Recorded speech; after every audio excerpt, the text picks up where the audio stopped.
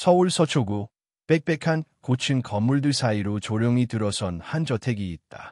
번쩍이는 외제차들과 고급 보안 시스템이 그곳이 얼마나 높은 계급의 공간인지 말해주지만 그 집 안에서는 매일 밤 울음소리가 멈추지 않는다. 차민준, 국내 굴지의 금융그룹 차성금융의 젊은 회장. 그는 2년 전 아내 윤혜진이 6쌍둥이를 낳은 후 갑작스럽게 집을 떠난 뒤로 혼자 아이들을 키우고 있다. 처음엔 보모 5명을 동시에 고령했고 이후에도 수십 명의 보모들이 이 집을 드나들었지만 그 누구도 한 달을 넘기지 못했다. 아이들은 울기만 했고 잠들지 않았고 아무도 따르지 않았다. 집 안은 늘 싸늘했고 웃음소리는 사라진 지 오래였다. 그날도 똑같았다. 새로운 보모가 그만두겠다고 울며 짐을 싸고 나가는 모습을 복도 끝에서 조용히 바라보는 한 여자가 있었다. 그녀의 이름은 서지원. 이 집의 청소 직원이다. 매일 아침 6시에 출근해 유모차 자국과 우유 자국이 뒤섞인 바닥을 닦고 밤늦게까지 계단 밑 먼지를 털고 돌아간다. 지원은 자신을 특별한 사람이라 생각하지 않는다. 원래는 유아교육과에 다니던 평범한 대학생이었지만 아버지의 사고와 비두로 인해 학업을 포기하고 일터로 나서야 했다. 그저 살아남기 위해 이 집 청소 일을 시작했을 뿐이었다. 하지만 그녀는 매일 저녁 아이들이 울며 잠드는 소리를 들으며 속으로 중얼거곤 했다. 이 아이들 너무 외롭겠구나. 보모가 떠난 날 밤, 지원은 평소처럼 청소를 하다 거실에 엎드려 울고 있는 막내 아이를 발견했다. 아무도 없는 거실, 텔레비전은 꺼져 있고 조명은 희미했다. 아이는 바닥에 앉아 울면서도 누구의 품으로도 가지 않았다. 지원은 조심스럽게 아이에게 다가가 손수건으로 눈물을 닦아주며 말했다. 괜찮아. 엄마는 없어도 누나는 여기 있어. 그날 밤 아이는 지원의 무릎 위에서 처음으로 잠이 들었다. 아무도 믿지 않았지만 아이들은 지원을 기억했다. 다음 날 아침 지원은 결심했다. 회장님께 자신이 아이들을 돌보겠다고 말하기로. 뭐라고? 차민주는 차가운 눈빛으로 그녀를 바라봤다. 청소 직원이 애들을 보겠다고. 네, 제가 해보겠습니다. 전문가는 아니지만 아이들을 좋아합니다. 누구보다 열심히 하겠습니다. 그의 표정은 냉소로 가득 찼다. 하지만 지원의 눈빛은 흔들림이 없었다. 그는 한참을 침묵한 뒤 말했다. 좋습니다. 단, 2주 안에 아이들이 당신을 따르지 않으면 그만두십시오. 청소 업무도 복구하지 못할 겁니다. 감사합니다. 지원은 그날부터 보모가 되었다. 처음엔 아이들과의 거리는 멀었다. 그녀가 다가가면 도망가고 손을 뻗으면 울음을 터뜨렸다. 하지만 그녀는 포기하지 않았다.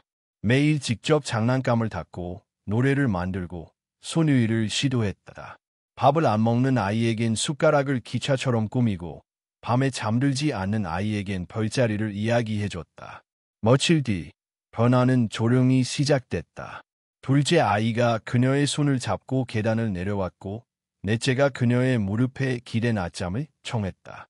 아이들은 점점 웃기 시작했고 지원의 노래에 따라 손뼉을 치며 놀았다. 그리고 일주일째 되는 날 밤 민주는 집무실에서 문득 아이들 방에서 들려오는 소리에 고개를 들었다. 웃음소리였다. 6명의 아이들이 동시에 웃고 있는 낯설고도 따뜻한 소리. 그는 조용히 복도로 나가 문틈 사이로 방 안을 바라봤다. 지원이 손으로 그림자 인형을 만들며 아이들에게 동화 이야기를 들려주고 있었고 아이들은 해맑은 표정으로 그녀를 바라보고 있었다. 아무도 울지 않았고 아무도 떼를 쓰지 않았다. 그 순간 민준의 가슴 속에 잊고 있던 감정이 스며들었다. 안도, 감사, 그리고 그리움. 이 여자는 대체 누구지? 한때 그에게 아이를 낳아준 여자는 아무 말 없이 떠났고 그를 남겨놓았다. 하지만 지금 이 여자는 아무런 조건 없이 이 6생명을 품고 있었다. 그는 작게 중얼거렸다. 처음이야. 아이들이 이렇게 웃는 건. 지원은 그가 문 뒤에 있는 줄도 모르고 아이들을 하나씩 안으며 속삭였다. 괜찮아. 엄마는 지금 없지만 내가 옆에 있을게. 이 말은 아이들에게 향한 것이었지만 듣고 있던 민준의 가슴에도 박혀들었다. 그날 밤 아이들은 편안히 잠들었고 저택은 오랜만에 조용하고 따뜻했다. 그리고 그 다음 날 아침 민준은 문득 자신의 휴대폰으로 메모를 남겼다. 서지원, 단순한 청소 직원이 아니다. 이 아이들의 희망일지도 모른다. 서지원은 자신이 아이들에게 인정받고 있다는 사실이 믿기지 않았다. 처음에는 그저 동정과 책임감이었다. 하지만 시간이 지나면서 아이들의 눈빛에 담긴 신뢰는 그녀의 마음을 무겁게 만들었다. 그 무게는 따뜻함이었고 동시에 책임이었다. 민주는 변화를 조용히 지켜보았다. 그는 업무로 바쁘고 감정 표현에 서툰 사람이었지만 아이들을 안아주는 지원의 손길을 보며 점점 마음이 흔들렸다. 어느 날 밤, 회의 후 늦게 귀가한 그는 우연히 거실에서 졸고 있는 지원을 발견했다. 어서 아이들은 그녀의 몸 위에 기대어 곤히 잠들어 있었다. 그 장면은 마치 오래된 가족 사진처럼 따뜻하고도 잊을 수 없는 순간이었다. 그 다음 날, 민주는 지원을 식사에 초대했다. 처음엔 당황했지만 지원은 예의를 갖추고 식탁에 앉았다. 그는 조용히 물었다. 힘들지 않습니까? 지원은 잠시 침묵하다 고개를 저었다. 힘들지만 이 아이들이 저를 필요로 하니까요. 민주는 그 대답에 묘한 감정을 느꼈다. 그간 수십 명의 부모들이 더 좋은 조건과 임금을 제시해도 떠났던 것을 떠올리며 이 여자는 애 이토록 묵묵히 곁에 남아있는지를 곱씹었다. 하지만 그 평온은 오래가지 않았다. 집 안에는 여전히 그녀를 불편하게 여기는 사람이 있었다. 바로 가사 총괄을 맡고 있던 오랜 가정부 이명숙이었다. 명숙은 민준의 어머니와도 가까운 사이였고 오랫동안 이 집을 지켜왔다는 자부심이 강했다. 명숙은 서서히 지원에게 적대감을 드러냈다. 청소 방식에 딴지를 걸고 식단표를 수정하며 사사건건 간섭했다. 어느 날엔 아이 방에 있던 값비싼 도자기가 깨져 있었고 명숙은 곧장 민준에게 달려가 말했다. 서지원 씨가 아이들 방 청소하다가 깨뜨린 것 같습니다. 본인은 아무 말도 없더군요. 지원은 당황했다. 그녀는 그날 그 방에 가지도 않았다. 하지만 명숙의 말 앞에서 해명은 무의미해 보였다. 사실이 아닙니다. 저는 민주는 잠시 눈을 감고 생각에 잠겼다. 이 상황, 이 증언. 예전 같았으면 바로 사람을 내보냈겠지만 이번엔 달랐다.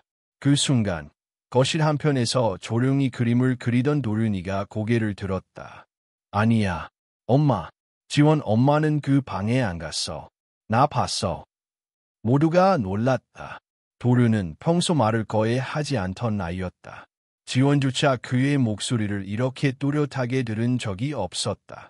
민주는 천천히 고개를 돌려 도윤을 바라봤다. 그리고 다시 지원에게 시선을 옮겼다. 서씨, 그 도자기 책임질 필요 없습니다. 명숙은 불쾌한 기색을 감추지 못했고 민주는 냉정히 말했다. 앞으로 아이들과 관련된 일은 서씨의 결정에 따르도록 하세요. 이 집의 아이들은 이제 서씨가 가장 잘 알고 있으니까요. 그날 이후 명숙은 더 이상 개입하지 않았다. 하지만 지원은 그 일이 있고 난 뒤 잠시 고민에 빠졌다. 자신이 과연 이 아이들 곁에 계속 있어도 되는 사람인지 민준과의 거리는 점점 가까워지고 있었고 그 감정이 업무를 넘어서고 있다는 걸 느끼고 있었기 때문이다. 민준 또한 혼란스러웠다. 그는 누군가에게 감정을 품는 것을 두려워했다. 특히 지금처럼 복잡한 상황에서는 더더욱. 하지만 어느 날 지원이 아이들과 함께 만든 작은 꽃목걸이를 자신의 책상 위에 조심스럽게 올려두는 모습을 본 순간 그는 마음을 정리했다. 그날 밤 민주는 정원을 산책하던 지원에게 다가갔다. 혹시 이 아이들 곁에 조금 더 오래 있어줄 수 있겠습니까? 지원은 그의 얼굴을 바라보며 물었다. 그 조금이 얼마만큼인가요? 민주는 머뭇거리다 조심스럽게 대답했다. 아주 오랫동안. 그 말은 고백처럼 들렸다. 지원은 잠시 말없이 그를 바라보다가 고개를 떨궜다. 마음은 흔들렸지만 그녀는 알고 있었다. 그와 자신의 위치는 너무도 다르다는 것을. 이 집에서 그녀는 여전히 청소부 출신 보모일 뿐이었다. 하지만 그 밤, 민주는 다시 혼잣말처럼 중얼거렸다. 그럼에도 불구하고 당신이 곁에 있어줬으면 좋겠습니다. 그리고 이 고요한 밤의 균열은 곧 큰 폭풍의 전조가 될 것임을 아무도 몰랐다. 차민준과 서지원 사이에 조용히 피어나던 평온은 오래가지 못했다. 작은 온기가 싹 트는 순간 그 온기를 짓밟기라도 하듯 과거의 그림자가 되살아났다. 그것은 바로 윤혜진, 6 아이들의 생모이자 민준의 전 아내였다. 혜진은 유명 배우 출신으로 결혼 당시에도 큰 화제를 모았다. 하지만 출산 후 그녀는 갑작스럽게 집을 떠났고 그 이유를 누구에게도 설명하지 않았다. 민주는 그녀의 결정에 깊은 상처를 입었고 아이들은 어머니라는 존재를 기억하지 못한 채 자라왔다. 어느 날 오후, 저택의 정문 앞에 검은 SUV가 멈춰 섰다. 차에서 내린 사람은 선글라스를 벗으며 고개를 들었다. 윤혜진이었다. 그녀가 나타나자 경비들도 당황했고 연락을 받은 민주는 곧장 현관 앞으로 향했다. 왜 왔습니까? 민준의 목소리는 경계로 가득했다. 혜진은 침착하게 미소 지으며 말했다. 아이들을 데리러 왔어요. 그동안 준비가 안 됐을 뿐이에요. 이제 엄마로서의 자리로 돌아오고 싶어. 그 말은 칼날처럼 서지원의 가슴을 베었다. 저 멀리에서 그 장면을 지켜보고 있던 지원은 자신도 모르게 숨을 멈췄다. 민주는 단호하게 대답했다. 당신은 떠났습니다. 아이들이 가장 필요로 하던 순간에. 그래도 그 아이들을 낳은 건 나예요. 법적으로도 내가 어머니입니다. 혜진은 자신감에 차 있었다. 뒤이어 그녀는 변호사를 대동하며 친권 재심사를 청구하겠다고 통보했다. 저택 안은 순식간에 불안으로 가득 찼다. 그 소식은 금세 언론에 퍼졌고 다음 날부터 기사들이 쏟아졌다. 전직 배우 윤혜진, 친권 분쟁 돌입, 차성금융 회장 집안, 숨겨진 진실, 청소부 출신 보모와 회장의 관계. 진실은 여론은 순식간에 양쪽으로 갈라졌다. 어떤 이는 지원을 비난했고 어떤 이는 그녀의 헌신을 옹호했다. 지원은 스마트폰을 꺼냈다 켰다를 반복하며 결국 전원을 꺼버렸다. 댓글 하나하나가 비수처럼 꽂혔다. 그녀의 가장 큰 두려움은 비난이 아니었다. 아이들이 그녀에게서 멀어질지 모른다는 것, 그리고 민준과의 관계가 흐려질까 두려웠다. 하지만 진짜 불행은 그보다 더 깊은 곳에서 찾아왔다. 몇 날 후, 도륜이가 학교에서 갑자기 발작을 일으켰다. 평소보다 말수가 적고 감정 표현이 서툴던 아이였지만 이렇게 심하게 무너지는 모습은 처음이었다. 병원 진단 결과는 예상보다 무거웠다. 발달성 신경장애, 장기적인 치료가 필요하며 꾸준한 정서적 지지가 필수라고 의사가 설명했다.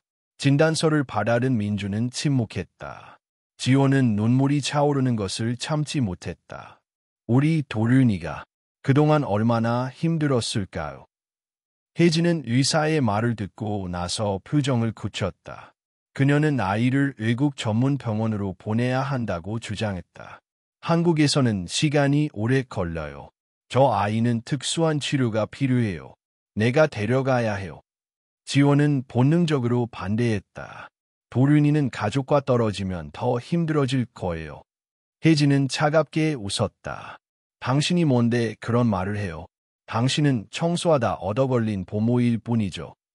그 순간 지원의 손이 떨렸다. 하지만 그녀는 물러서지 않았다. 저는 이 아이들과 하루도 떨어진 적이 없습니다. 생모가 누구인지가 중요한 게 아니라 누가 이 아이를 안아주고 울음을 달래줬는지가 중요합니다. 민주는 둘 사이에 끼어들지 못했다. 그의 눈에도 복잡한 감정이 뒤섞여 있었다. 그날 밤, 지원은 아이들을 재우고 혼자 거실에 앉아 창밖을 바라보았다.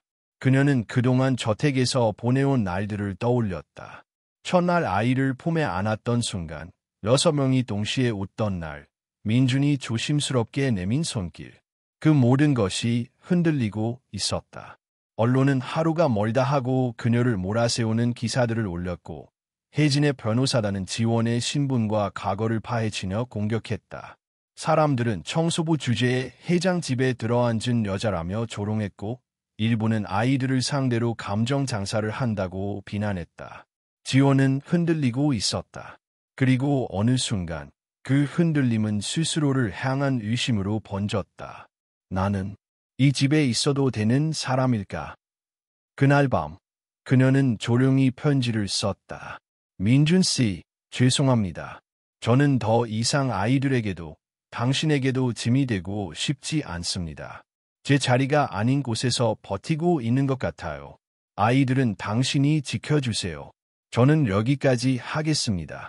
지원은 아이들의 방을 마지막으로 바라본 뒤 조용히 문을 나섰다. 비가 내리고 있었다. 그날 새벽 민주는 침대 아래서 편지를 발견했다. 순간 그의 시야가 흔들렸다. 온몸이 차갑게 굳어버렸다.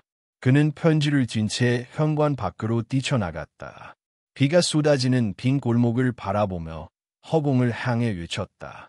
지원 씨, 제발 돌아와요. 그러나 대답은 없었다. 오직 비만이 깊은 새벽을 두드리고 있었다. 이제 폭풍은 완전히 시작된 것이었다. 서지원이 저택을 떠난 다음 날, 차민주는 아이들에게 그녀의 부재를 설명할 말을 찾지 못했다. 아이들은 처음엔 어리둥절했지만 시간이 지날수록 혼란과 불안이 깊어졌다. 특히 도르는 아무 말도 하지 않고 그림만 그리며 하루를 보냈다. 민주는 점점 무언가를 잃어가고 있다는 불안에 사로잡혔다. 한편 르네지는 지원이 떠난 틈을 놓치지 않았다. 그녀는 언론을 이용해 본격적인 이미지 회복에 나섰고 아이들을 위해 돌아온 엄마라는 타이틀로 인터뷰를 진행했다. 그녀의 눈물 어린 고백은 대중의 동정을 샀고 차성금융에 대한 관심 또한 급증했다. 민주는 그 모든 흐름을 무력하게 바라볼 수밖에 없었다. 그리고 일주일 뒤 르네지는 아이들의 보호자로서 법적 청구를 제기했고 동시에 민준의 어머니인 차 여사와도 접촉했다. 차 여사는 오래전부터 서지원을 탐탁지 않게 여겨왔고 그 자리에 혜진이 다시 들어오는 것이 오히려 가문에 이롭다고 생각했다. 적어도 그 여자는 이 집안 사람이지. 청소부가 회장 집에 앉아 있다는 게 말이 되니. 민주는 어머니에게 침착하게 말했다. 엄마, 지금은 혈연보다 중요한 게 있어요. 아이들이 누굴 원하느냐가 더 중요합니다. 하지만 차 여사는 고개를 저었다. 세상이 그렇게 단순하지 않아. 재벌가에선 감정이 아니라 기준이 있어야지. 민주는 더는 아무 말도 하지 않았다. 그는 이미 스스로 결정을 내리고 있었다. 그날 밤 그는 지원이 남긴 편지를 다시 펼쳤다. 글씨마다 그녀의 진심이 묻어 있었고 아이들을 향한 사랑이 느껴졌다. 그 순간 그는 더 이상 망설이지 않기로 했다. 며칠 후 민주는 결심을 행동으로 옮겼다. 기자회견을 열고 서지원과 정식으로 약혼할 계획이라고 발표했다. 그는 단상에서 단호한 목소리로 말했다. 서지원 씨는 이 아이들의 진짜 어머니입니다. 피 한 방울 섞이지 않았지만 누구보다 아이들을 사랑했습니다. 저는 그 진심을 믿고 함께 가정을 이루기로 했습니다. 순간 기자들은 술렁였고 기사는 순식간에 온라인을 뒤덮었다. 찬반 여론은 갈렸다. 일부는 현대판 신데렐라라며 응원했고 일부는 기업 이미지 타격이라며 민준을 비판했다. 방송 토론까지 이어지며 국민적 논쟁으로 번졌다. 그리고 마침내 라콘식 날이 다가왔다. 저녁 무렵 차민준의 저택 정원은 조용히 정리되어 있었고 아이들은 작은 턱시도와 드레스를 입고 준비를 마쳤다. 지원은 몇 주 만에 저택에 들어섰다. 그녀는 조용히 숨을 고르며 거울 앞에 섰고 민주는 그녀에게 다가가 조용히 말했다. 돌아와줘서 고맙습니다. 지원은 잠시 눈을 감았다 뜨며 대답했다. 아이들이 부르면 못 돌아올 수가 없었어요. 하지만 시기 시작되기 전 예기치 못한 인물이 나타났다. 바로 윤혜진이었다. 그녀는 변호사를 대동하고 나타나 단상으로 향했다. 이 결혼 잠시 멈춰주세요. 모든 하객이 술렁였고 민주는 차갑게 시선을 돌렸다. 당신은 또. 나는 아이들의 친어머니입니다. 오늘 이 자리가 열리는 동안 나는 법적으로 권리를 행사할 겁니다. 그녀는 준비한 서류를 꺼냈고 기자들은 카메라 셔터를 눌러댔다. 지원은 얼굴이 굳어졌고 아이들은 어리둥절해했다. 그 순간 민준의 어머니가 자리에서 일어났다. 그녀는 무대 가까이 걸어와 말했다. 이 결혼 반대야. 오늘 내가 이 여자를 택하면 이 가문에서 이름을 지워라. 민준은 흔들리는 기색 없이 어머니를 바라보며 대답했다. 엄마, 죄송해요. 하지만 이 여자가 아니면 저는 아이들과 진짜 가족이 될 수 없습니다. 긴 침묵. 사람들은 숨을 죽였다. 그때 작은 발걸음 소리가 무대 위로 향했다. 도륜이었다. 그는 무표정한 얼굴로 단상에 올라섰고 조용히 마이크를 집었다. 그리고 뒤따라 형제자매들이 하나둘씩 올라왔다. 6명의 아이들이 모두 무대 위에 섰다. 도륜은 말했다. 우리 진짜 엄마는 우릴 떠난 사람이 아니라 곁에 있어준 사람이에요. 울면 안아주고 아프면 재워준 사람. 이어 막내 유진이가 지원의 손을 잡고 말한다. 지원 엄마가 우리 엄마야. 아이들은 하나같이 지원을 향해 다가갔고 그녀를 끌어안았다. 그 장면은 말보다 더 큰 증거였다. 하객들 사이에서 울음이 터져나왔고 기자들은 카메라를 내렸다. 윤혜진은 그 모습을 바라보다 아무 말 없이 돌아섰다. 그 순간 민준의 어머니 역시 입을 다문 채 자리를 피했다. 민준은 지원의 손을 꼭 잡았다. 그리고 조용히 속삭였다. 오늘 우리 진짜 가족이 됐어요. 그날 저녁 별빛 아래서 진행된 낙혼식은 단출했지만 진심으로 가득했다. 세상은 여전히 차가웠지만 그 작은 정원 안에서는 오직 따뜻함만이 남아 있었다. 낙혼식이 끝난 지 정확히 2년이 흘렀다. 서초동의 고요한 골목, 그 안쪽 깊숙이 자리한 차민준의 저택은 더 이상 고요하거나 차갑지 않았다. 아이들의 웃음소리, 책 읽는 소리, 악기 소리가 흐르는 공간. 그곳은 이제 희망의 정원이라 불리는 아이들을 위한 배움의 터전으로 바뀌어 있었다. 정식 명칭은 차성 어린이 발달센터. 하지만 아이들과 지역 주민들은 여전히 지원 선생님의 정원이라고 불렀다. 경제적 형편이나 출신에 상관없이 누구든지 들어와 배우고 머물 수 있는 곳, 특히 발달장애 아동을 위한 맞춤 교육과 심리 지원 프로그램이 중심이었다. 그 시작은 도륜이 한 아이의 병에서 비롯되었지만 지금은 수십 명의 아이들이 이 정원에서 자라나고 있었다. 서지원은 이곳의 대표이자 여전히 6 아이들의 어머니였다. 그녀는 늘 아이들과 함께 있었다. 수업이 끝난 뒤 함께 놀고 간식을 나누고 고민을 들어주는 그 모습은 여전히 처음 그때와 다르지 않았다. 달라진 건 이제 더 이상 누군가의 허락을 받기 위해 눈치를 보지 않아도 된다는 것이었다. 도륜은 음악의 소질을 보려 피아노를 배우기 시작했고 유진이는 동화를 좋아해 매일 동화책을 쓰고 그림을 그렸다. 아이들은 각자의 빛으로 자라고 있었고 그 중심엔 늘 서지원이 있었다. 차민주는 예전처럼 치열하게 기업을 운영하면서도 퇴근 후에는 아이들과 함께 저녁을 먹고 정원 벤치에 앉아 아내와 하루를 나누었다. 그는 이제 더 이상 완벽한 CEO가 되기 위해 살지 않았다. 가족을 지키는 사람이 되는 것, 그것이 그의 새로운 목표였다. 어느 날, 한 방송사에서 현대 가족의 형태와 의미라는 주제로 특집 다큐를 제작하면서 이 정원과 서지원을 조명하게 되었다. 방송 촬영이 진행되는 날, 진행자가 그녀에게 물었다. 서지원 씨, 많은 사람들이 묻습니다. 당신은 6 아이의 어머니라고 말합니다. 하지만 생물학적으로는 그렇지 않죠. 그럼에도 불구하고 당신이 자신을 그들의 엄마라 말할 수 있는 이유는 무엇인가요? 지원은 잠시 말없이 창밖을 바라봤다. 마당에서는 아이들이 꽃을 심고 있었다. 그녀는 미소 지으며 조용히 말했다. 아이들은 제가 낳지 않았지만 저는 그 아이들을 매일 선택했습니다. 아이들이 울 때 안아주고 넘어졌을 때 손을 내밀고 외로울 때 곁을 지켰습니다. 그 선택을 반복하는 것이 바로 엄마라고 생각해요. 진행자는 고개를 끄덕였다. 짧지만 강한 대답이었다. 방송이 나간 뒤 희망의 정원은 더 많은 관심을 받았다. 무엇보다 많은 부모들이 방송 후 지원에게 편지를 보냈다. 혈연이 아닌 선택으로 만들어진 가족, 그리고 그 가족이 얼마나 강하고 아름다울 수 있는지를 보여줘서 고맙다고. 그 편지들 중 하나에는 이런 문장이 있었다. 서지원 선생님, 당신 덕분에 저도 제 아이를 다시 안아볼 용기를 얻었습니다. 진짜 엄마가 되는 건 매일 사랑을 선택하는 일이라는 걸 배웠어요. 차려사, 민준의 어머니 역시 변해 있었다. 악혼식 이후 몇 개월간 모습을 보이지 않았지만 어느 날 조용히 정원 한쪽에 앉아 손주들이 노는 모습을 지켜봤다. 아무 말 없이 몇 시간을 그렇게 머물러 돌아가는 길에 지원에게 조용히 말을 걸었다. 그날 나는 틀렸었어.